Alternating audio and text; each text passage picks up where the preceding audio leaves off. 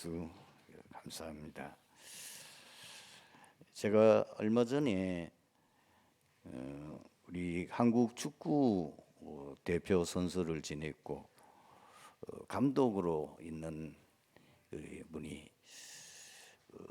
인터뷰하는 내용을 제가 듣고 좀 마음의 생각에 담겨졌습니다. 왜 우리 한국 선수와 외국 선수가 특히 유럽이나 이 남미 선수하고 경기를 하게 되면은 차이가 날까? 그 차이가 뭘까?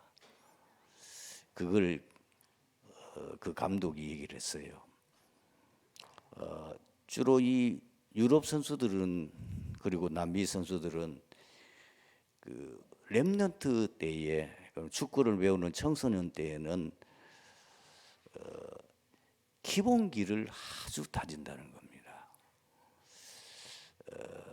그렇게 해서 벌써 성인이 돼가지고 이제는 세계적인 선수가 됐을 때는 완전히 기본기가 다져져 있기 때문에 아주 그 훌륭한 선수가 되고 또 제대로 그 실력을 발휘한다는 겁니다. 그럼 왜 우리 한국 선수들은 그렇게 못하느냐? 감독이 문제라는 겁니다. 이 감독이 주로 어디에다가 관심을 많이 가지냐면 선수 개개인의 그가 가지고 있는 개인기나 혹은 기본기나 이런 것을 잘 다져서 앞으로 이 선수가 굉장히 자기 실력을 발휘할 수 있는 이런 데 관심을 갖기보다는 우선 시합에서 이겨야 된다는 겁니다. 시합에서 이겨가지고 그래야 감독이 위신이 올라가고 또 시합에 이겨가지고 내가 맡은 이 선수들이 나중에 좋은 대학에 가가지고 대학에 이제 선수를 앞으로 할 수 있는 그게 모든 관심이기 때문에 가장 그 지금 중고등학교 시절에 그 축구의 가장 기본 것을 다져야 되는 그 부분에서 소홀해가지고 대충 넘어가지고 막 우선은 아타까지 해가지고 막 시합에 뭐든지 이기면 되는 거예요. 이러니까 막상 세계적인 선수 이제 세계적인 시합에 나가니까 기본기가 딸리는 거예요. 아무리 뛰어난 실력을 가지고 있는 선수를 하더라도 이게 기본 자세가 안 돼 있으니까 안 된다는 거예요. 우리 랩넌트 시간표는 응답받는 시간표가 아니고 준비하는 시간표입니다.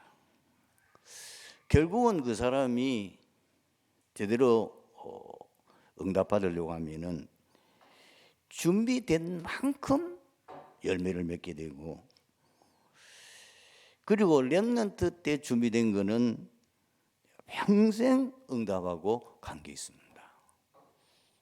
그래서 우리가 늘 7명의 랩넌트를 계속해서 반복해가지고 왜 강단에서 말할까? 그 랩넌트 7명 가운데는 거의 벌써 이 청소년 말하자면은 랩넌트 때의 신앙의 기초가 다 준비된 거예요. 그 대표적인 예를 들자면 누구지요? 이 요셉. 요셉이 어느 정도까지 제대로 이게 신앙의 기초가 탁 다져졌고 제대로 벌써 응답받을 준비가 됐냐면은 17살밖에 안 되는데 세계 선교의 꿈을 꿨잖아요. 요셉이 그 꾼 꿈은 하나님께서 요셉을 통해서 세계 선교하겠다고 하는 그 꿈을 보여준 거예요. 자, 우리 지금 우리 교회도 지금 랩넌트들 중고등학생들이 많이 있는데 자, 우리가 과거를 한번 생각해 보란 말이에요. 우리가 중고등학교 때는 사실 어떤 생각을 가지고 어떻게 지내왔는지 거의 뭐 공부에 매달리는 거죠. 그리고 뭐 꿈도 못 꿔요. 오직 뭐냐 좋은 대학 가서 앞으로 취직해가지고 뭐 육신적으로 잘 되는 거. 그리고 학교에서나 또 학원에서는 어떻게 하든지 좋은 대학에 많이 보내야만 그 학교가 명문 고등학교나 되고, 그리고 또 그 학원이 그래야 또 수강생들이 많이 와야 지 돈벌이가 되잖아요. 그러니 언제 기본기를 가지고, 특히 렘넌트 때는 가장 기본적인 부분이 준비되어야 되는데 그런 부분에는 전혀 관계없는 거죠. 모세, 사무엘, 이미 어머니가 달라요. 모세 어머니가 달라. 사무엘 어머니가 벌써 언약부터 잡는 게 달라요. 나시린을 주십시오 이렇게 했다니까. 그러니 그가 세계적인 인물이 될 수밖에 없고, 시대를 움직이고 시대를 살리고 시대 재앙을 막을 수밖에 없는 인물이 되는 비밀이 거기 있는 거예요. 포로로 잡혀갔지만은 다니엘 가서 그 새 친구 다니엘서 1장 8절 9절 보십시오. 그때가 지금 말하냐면은 아직도 청소년기 아닙니까? 뜻을 정했다니까요. 신앙에 이미 나는 절대로 우상의 제물을 먹지 않겠다. 나는 어떤 경우에도 내 신앙을 지키겠다. 내가 어떤 경우에도 여기서 비록 포로로 잡혀와서 내가 이렇게 비참하게 살아가고 있지만 여기서도 나는 여호와 하나님만 섬기겠다. 여기서 하나님의 살아계심을 이 큰 대제국 바빌론에 내가 증거하겠다. 생각이 다르잖아요. 만약에 여러분 우리 한국이 우리 아이가 그렇게 됐다면은 잘 됐구나. 출사의 기회가 왔구나. 내가 여기서 제대로 노력해서 실력을 발휘해가지고 내가 한번 인생에 멋진 출세해야 되겠구나. 이 꿈을 꿔요. 벌써 꿈이 다르고 방향이 다른 거예요. 그러니 하나님이 쓰실 수밖에 없어요. 이게 본문이에요. 우리 렘넌트를 하나님이 쓰실 수밖에 없도록 되어야 되는 거예요. 이세 아들 다윗을 만나니 내 마음에 합한 자라.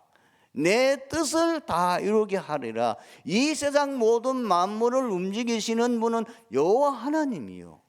그분이 주인이요. 그분이 마음대로요. 그분의 절대 주권 속에서 모든 인간의 개인, 가정, 가문, 국가가 다 달려 있는 거예요. 그분이 쓰신다고 하면은 아무리 비천한 자리에 있다 하더라도 상관없어요. 그 요셉이잖아요. 감옥에 들어갔어. 누명을 쓰고, 그것도 아주 추잡한 누명을 쓰고. 요즘은 강간범 아닙니까? 성추행범 아닙니까? 완전히 세상에서 매장이 되고 인생 끝난 줄 알았는데 아닙니다. 하나님은 하나님 큰 사건을 터뜨리잖아요. 그 나라의 왕이 꿈을 꿨는데 그 꿈을 해몽하는 사람이 아무도 없는 거예요. 하나님 그걸 미리 아시고 누굴 먼저 만나게 하셨지요? 요셉이 감옥에 있을 때에 술 맡은 관원장을 만나기고, 술 맡은 관원장과 떡 맡은 관원이 두 사람이 왕의 노용을 사가지고 감옥에 들어왔는데 그 꿈을 이 요셉이 해몽해 준데 그대로 쭉 죽는 거예요. 아무도 그 대단한 나라 바빌론은 보통 나라입니까? 그 당시에 최고의 지금 미국 같은 나라 아닙니까? 지금 중국 같은 대제국이란 말이에요. 거기는 꿈 해몽이라는 전문가들이 내려오는 사람이 가득 차 있다니까요. 그런데 하나님이 큰 계획을 가지고 있는 그 꿈은 귀신 들린 사람들이 해몽할 수가 없는 거예요. 하나님의 영으로 충만한 사람 아니면은 해몽할 수가 없는 거예요. 요셉이 간단히 해몽했어요. 앞으로 들락칠 이 재앙을 막는 그 구체적인 방법까지도 그 자리에서 제시했다니까요. 얼마나 바로왕이 감동을 받았든지. 너처럼 여호와의 신에 감동된 자를 우리가 어떻게 만날 수 있겠느냐. 너는 오늘 이 시간부터 이 나라의 총리다. 네가 이 나라를 다스리는 총리야. 나이 30밖에 안 됐는데. 요즘 나이 30은 어린애잖아요. 여러분, 영적 섬에서 섣버리면 끝나는 거죠. 아무도 영적 섬에서 섣버리면 어느 누구도 상대가 안 되는 거예요. 나이와도 상관없어요. 경력과도 상관없어요. 아무 상관없는 거예요. 에스더 마찬가지죠. 이런 분들이요, 벌써 렘넌트 때 완전히 영적인 부분이나 이 앞으로 하나님 앞에 쓰임 받을 수 있는 그 부분이 제대로 딱 준비가 돼 있고. 그래서 우리 교회, 트리티 교회 모든 부모님들, 또 렘넌트 키우고 있는 부모님들이나 또 교사들은 반드시 여러분들이 가장 하나님이 관심 갖는 부분이죠. 영적인 부분이잖아요. 그 영적인 부분을 준비하게 된단 말이에요. 그 인생을 근본적으로 바꿀 수 있는 것은 복음이어야 됩니다. 늘 우리가 본문 메시지 들었잖아요. 복음이 각인되면 영적 DNA가 바뀐다는 거예요. 운명이 바뀌어버려요. 그 인생이 멸망받을 수밖에 없는 창세기 3장 근본 문제와 불신자 8가지 그 운명 속에 잡힌 사람이라도 복음이 그 사람 속에 들어가서 각인돼 버리면 운명이 바뀌어 버려요. 그 정도가 각인돼 버리면 영적 DNA가 바뀌어 버려요. 그걸 여러분들 아셔요. 어떻게 하면은 우리 렘넌트들에게 이 복음을 각인시킬 거냐? 과거 문제 끝나버려요. 이제는 과거는 아무 상관없어요. 그리고 기도 뿌리 내리게 해줘야 돼요. 기도가 뿌리 내려야 하나님이 주시는 근본적인 힘이 임하게 되는 거예요. 이 힘이 있어야 자신을 이길 수 있고 세상을 이길 수 있고 사단을 이길 수가 있는 거예요. 현실 문제는 뭐예요? 내가 문제잖아요. 현실의 문제는 뭐예요? 세상의 문제잖아요.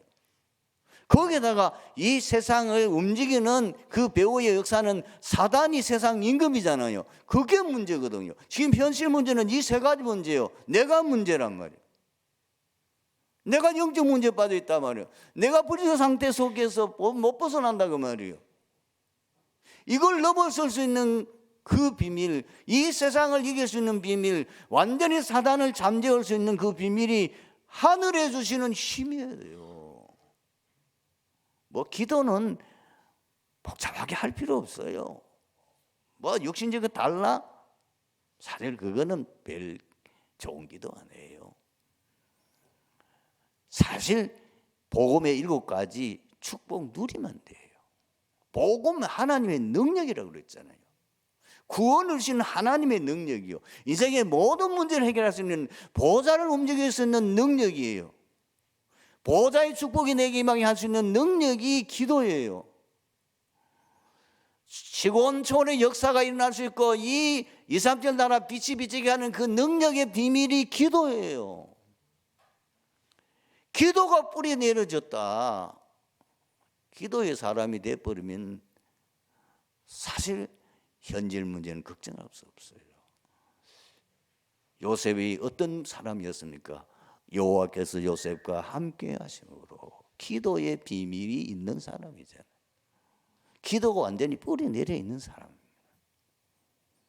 요셉 한 사람만 들어봐도 이 3가지가 딱 보여지는데 3번째는 뭐냐? 영적 준비 3번째가 다른 게 아니고 전도 체질이 돼야 돼요. 요셉이 형들을 만났을 때 뭐라고 고백했습니까? 하나님이 당신들을 살리려고, 하나님이 이 세상의 모든 생명을 살리려고 나를 이리로 보내셨나이다. 이미 전도 깨달은 거잖아요. 복음을 전하는 그 복음 운동만이 세상 살릴 수 있는 길이라는 거예요. 그러니까 어떤 일인가? 전도에 체질이 되어지니까 최고의 응답, 최고의 축복, 최고의 성공의 자리에 올 수밖에 없는 거예요. 너희는 먼저 그의 나라와 그 일을 구하라. 그리하면 이 모든 것을 내가 너에게 더하여 주시리라고 그랬잖아요. 여러분들 다른 데 관심 가질 필요 없어요. 한 가지만 관심 가지면 그의 나라와 그의 의가 뭐지요? 전도 선교라 그 말이에요. 쉽게 말하면 하나님의 모든 의, 하나님의 모든 나라, 그것이 인간 살리는 구원과 관계되는 거리기 때문에 내가 어떻게 하면은 가정 고문할까? 어떻게 하면은 이 교회를 통해서 이 지역 복음할까? 어떻게 하면 237 나라 5천 종족 저 백성들에게 이 복음의 증거대로 할까? 내가 거기서 어떤 역할을 감당해야 될까? 그것을 밤낮없이 생각하고 거기에 내가 완전히 체질이 되어진다면 하나님이 축복할 수밖에 없잖아요. 이거예요. 오늘 이 자리에 계신 우리 렘넌트를 이루는 부모님들이나 교사들, 모든 성도들이 하나님이 나를 쓰셔야 돼요. 인생의 바른 성공은 다른 있잖아요. 하나님이 이 모든 만물의 주인인데 뭐 자기 마음대로 하네요. 그분이 연능하신 분이요, 능치 못하신 분이요, 재창조의 능력 가지고 창조의 능력을 가진 분이요, 그분이 나와 함께 하시면 끝나는 거잖아요. 그분이 나를 축복하는데 누가 나를 이길 자가 있으며, 그분이 나를 축복하시는데 누가 내 경쟁 상대자가 되겠냐는 거예요. 이것이 7명의 특징이라고 말이에요. 이것이 바른 초대교회의 성도들의 비밀이에요. 아무리 밖에 가나 어려워도 아무 상관없어요. 하나님이 함께 하시고 역사하시는데 250년간 그렇게 악랄하게, 그리고 너무너무 이 악한 사단이 임금들을 통하여 로마 황제를 통해 가지고 많은 그 시대의 복음을 받게 하는 자를 통해서 이 기독교를 만살하기 위해서 얼마나 악한 이런 박해를 했습니까? 전혀 관계없어요. 250년 만에 그 박해하던 로마가 기독교 앞에 완전 무릎 꿇어 버렸잖아요. 하나님이 붙잡고 계시는데 누가 이기겠어요? 그리고 우리 렘넌트는 이제 앞으로 세계복음을 할 수 있는 최고의 전도자가 위해서 기능을 준비해야 되겠죠. 하나님께서 모든 렘넌트에게 달란트를 주었어요. 그 달란트를 어떻게 개발해 나가느냐? 앞에 준 영적인 힘으로. 이미 우리가 영적 준비되기 때문에 그 힘을 가지고 학업을 하는 거예요. 그걸 가지고 자기의 기능을 연마하는 거예요. 그게 누굽니까? 다윗입니다. 사실 다윗이 양치기 하면서 돌 던지는 그 기능 하나를 익혔는데, 다윗의 평소의 목동 생활이 뭐죠? 시간만 나면은 찬양하고, 시간만 나면은 기도하고, 시간만 나면 악기를 가지고 뭐죠? 하나님을 찬양하면서 그 양을 지켜야 되니까 자기는 힘이 약하고 그 악한 사난, 그 짐승 사자나 곰이나 뭐 이런 자기 양을 물어가는 그걸 이기려고 하면은 결국은 뭐요? 기능을 기는 게 물매 던지는 기술이야. 얼마나 그 기술을 뛰어났는지. 그 빠른 사자를 급소를 쳐서 사자를 꼼짝 못하게 하고 쓰러뜨리고는 치절하게 만들어서 양의 그 입에 있는 입을 찢어가지고 그 양을 건져냈다고 성경에 기록되어 있으니, 그러니 골리앗 끄는 것은 식은 중복기 아닙니까? 그런데 어느 날 사건이 일어났어요. 여러분 보좌의 달란트를 발견하고 그걸 연마하고 그것도 영적 힘을 가지고 하고 있으면 그 다음은 하나님의 시간표가 와요. 사실 문화섬에서는 우리가 노력할 거 없어요. 기다리고 있으면은 24시 하고 있으면 조급증 내지 말고, 조급하게 생각하지 말고 기다리고 있으면 반드시 성경에 보니까 사건이 일어나요. 반드시 일이 일어나요. 반드시 문제가 생겨요. 그게 위기인데 위기가 아니에요. 그것을 통해서 하나님은 완전히 이 렘넌트를 문화 서밋으로서요. 이걸 통해서 시대적인 재앙을 막고 전 세계 이 렘넌트를 통해서 여호와 하나님이 살아계심이, 여호와 하나님이 참 구원자이심을 증거하게 하는 역사가 일어나게 되는 거예요. 성도의 삶의 핵심은 증인의 삶을 사는 것입니다. 무엇의 증인입니까? 살아계신 하나님에 대한 산 증인입니다. 창세기 41장 38절은 요셉이 살아계신 하나님을 바로왕 앞에서 증거했습니다.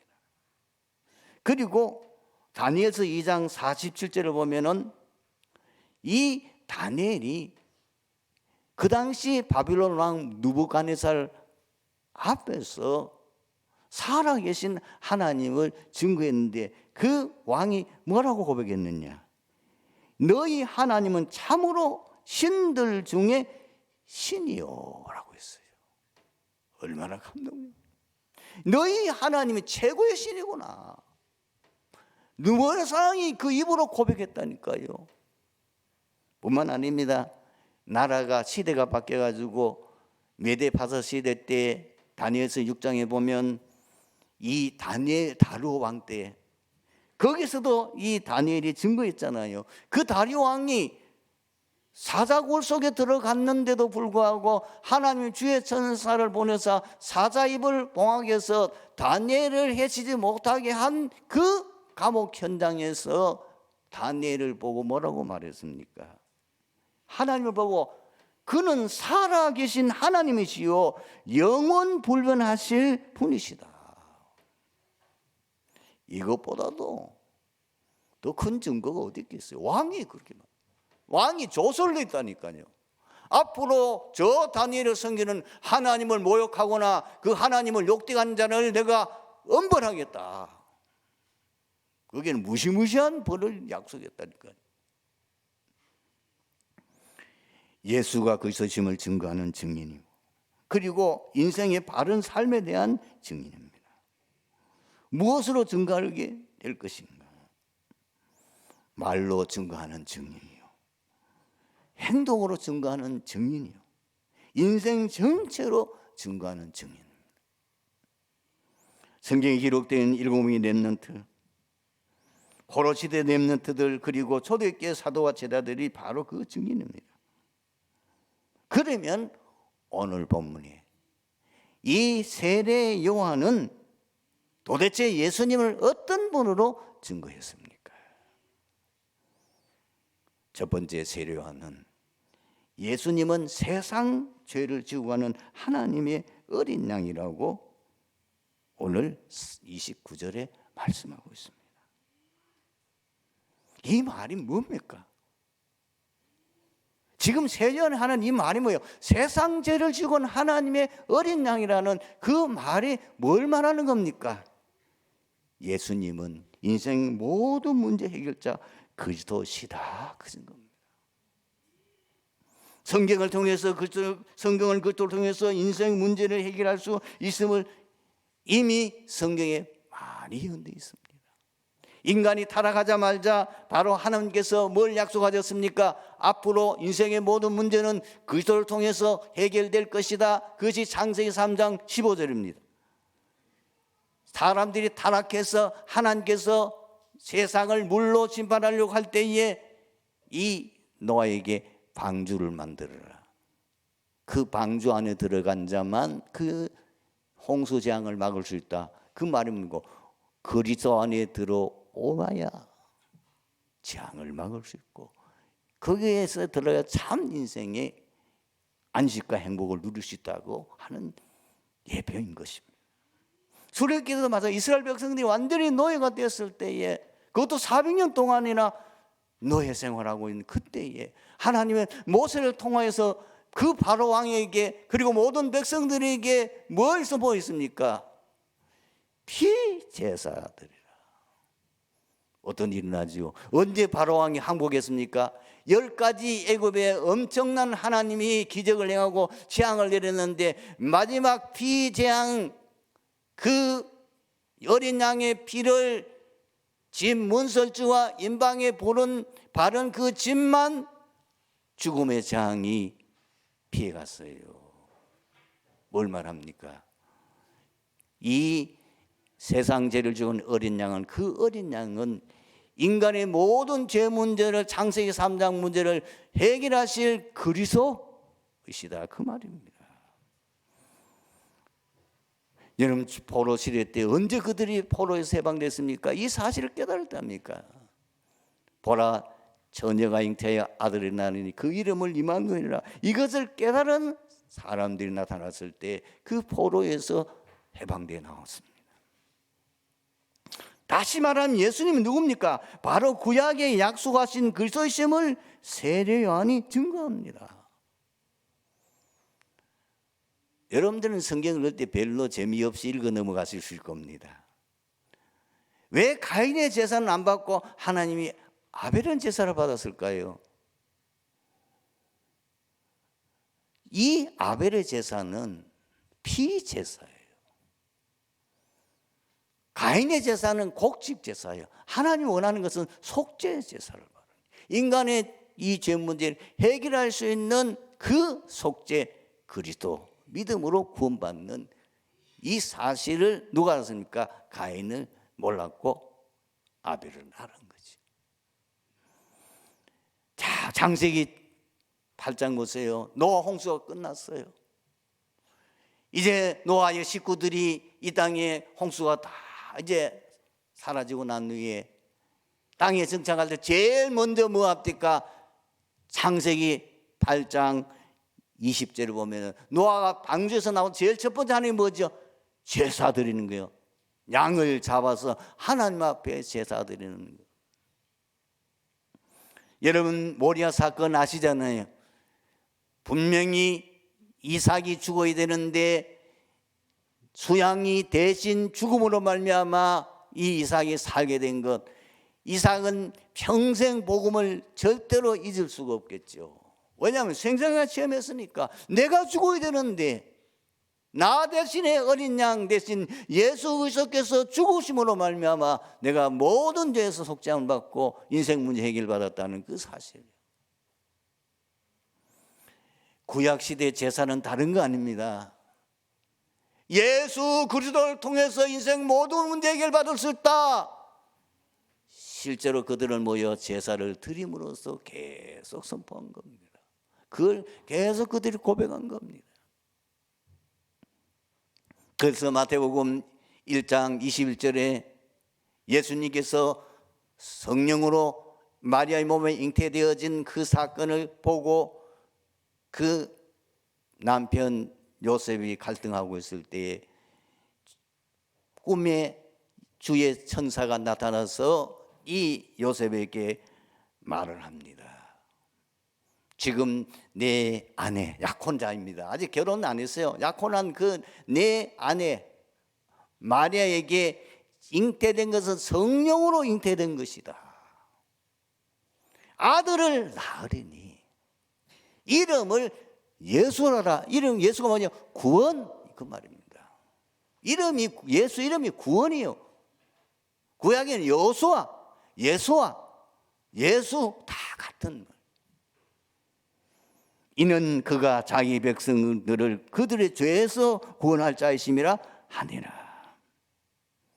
예수님은 창세기 3장 사건, 인간의 근본 문제 3가지를 해결하신 그리스도십니다. 그분이 바로 하나님 만나는 길 대신 선지자다, 그 말이에요. 그래서 요한복음 14장 6절에 내가 곧 길이요 진리요 생명이니 나를 통해서 천국에 올 수 있다. 그리고 예수님은 인간의 모든 창세기 3장 이 원죄와 자범죄를 다 해결하신 바로 제사장이시다. 그래서 요한 이 마가복음 10장 45절에 인자가 온 것은 섬김을 받으려 함이 아니요 도리어 섬기려 하고 모든 사람의 죄를 대속하기 위함이라. 예수님은 누구십니까? 그리스도신데 사탄의 일을 멸하신 분이세요. 그것이 요한일서 3장 8절 하나님의 아들이 나타나서 마귀의 일을 멸하려 하심이라. 세례요한은 담대하게 말했어요. 저 예수는 누구냐? 인생 모든 문제 해결자 그리스도시다. 두 번째로 세례요한이 증거한 예수는 누굽니까? 예수님은 이미 선제하신 하나님이신데 성자 하나님이시다. 뭘 말하는 겁니까? 바로 지금 세례요한은 그 예수님은 단순한 인간이 아닙니다. 예수님은 인간의 몸을 입고 이 땅에 오시기 전에 이미 창세 전부터 계신 분이시다. 그래서 창세기 1장, 요한복음 1장 1절 2절 말씀 무엇입니까? 태초에 말씀이라는 것은 이게 성자 하나님을 말하는 거예요. 그리스도를 말하는 거죠. 태초에 이미 말씀이 계시니라. 이 말씀이 하나님과 함께 계셨고 이 말씀이 곧 하나님이시니라. 그리고 요한복음 1장 3절에도 뭐라고 말합니까? 아무리 그런 말미암아 지은 바 되었으니 지은 것이 하나도 그거 없이 된 것이 없느니라. 히브리서 1장 2절에도 마찬가지. 또 그런 말미암아 세계를 모든 세계를 지으셨느니라. 예수님이 누구십니까? 창조주 하나님이라고. 이 땅에 인간의 몸을 입기 오기 전에 벌써 창세 전부터 계신 분이시다 그 말이에요. 그래서 세례요한이 고백하기를 나는 그의 신들매도 신금 발끈도 풀 자격이 없다. 왜? 그분은 창조주 하나님, 나는 피조물 인간이에요. 그래서 요한복음 3장 30절에도 분명히 그 사실을 증거하고 있죠. 그리고 34절에도 분명히 말씀하고 있습니다. 예수님 자신도 증거했어요. 요한복음 8장 56절 58절에 보면은 예수님께서 현장에서 바리새인들과 복음 전하는 가운데 거기서 이런저런 시비가 붙게 되죠. 그때 뭐라고 말씀하셨습니까? 아브라함 얘기 나오니까 아브라함이 나를 보고 기뻐하면서 믿음으로 구원받았느냐 하니까 하도 기가 막혀가 도대체 네 나이가 몇 살이냐? 네 50도 안 된 주제에 아브라함이 너를 보고 믿었다. 거기다 더 기가 막힌 말을 했어요. 58절에 이렇게 말합니다. 예수께서 이렇게 진실로 너희 노니 아브라함이 나기 전부터 내가 있느니라. 여러분 이 단어는 굉장히 좀 원어로 해석해야 되는데 영원히 존재한다 그 말이에요. 창세 전부터 창세 영원히 나는 있느니라. 뭘 말합니까? 예수님이 바로 선지하신 하나님이요 성자 하나님이다 그 말입니다. 그 다음에 세 번째로 이 세례요한은 예수님을 어떤 분으로 증거했습니까? 바로 성령으로 세례를 베푸실 분이라고 오늘 말씀하고 있습니다. 성령의 세례라는 이 말은 우리말로는 잘 이해가 안 되지만 원어를 보게 되면은 중생하다, 거듭나다 그 말이에요. 다시 말하면 모든 사람은 성령으로 거듭나야 구원받을 수 있다. 그 성령으로 거듭나게 하시는 그분이 바로 저 예수 그리스도시다 그 말입니다. 니고데모와 대화 속에서 예수님이 뭐라고 말씀하십니까? 요한복음 3장 3절에서 5절 나오지요. 사람이 거듭나지 않으면 하나님의 나라를 볼 수 없느니라. 이 니고데모가 알아듣지를 못해요. 또 말합니다. 예수님께서 5절에 예수께서 대답하시되 진실로 내게 너니 사람이 물과 성령으로 나지 아니하면 하나님 나라에 들어갈 수 없느니라. 분명히 말씀하셨죠. 그리고 예수님은 반드시 성령으로 세례를 받게 될 것이라고 약속하셨습니다. 감난원에서 40일 동안 하나님 나라에서 집중적으로 말씀하시고 그 마지막 끝으로 예수님이 제자들에게 약속하신 말씀이 뭐죠? 요한은 물로 세례를 베풀었으나 너희는 몇 날이 못 되어 성령으로 세례를 받으리라. 이미 요한 성경에도 보면은 또 그 외에도 보면은 요한복음 14장 26절에 분명히 제자들에게 앞으로 다른 보혜사 성령을 내 이름으로 보내시게 될 것이다. 그리고 요한복음 16장 13절에도 역시 같은 말씀을 하셨어요. 그래서 여러분 참 구원받은 자의 특징이 뭔지 아십니까? 참 구원받은 자는 이미 성령의 역사가 일어나는 거예요.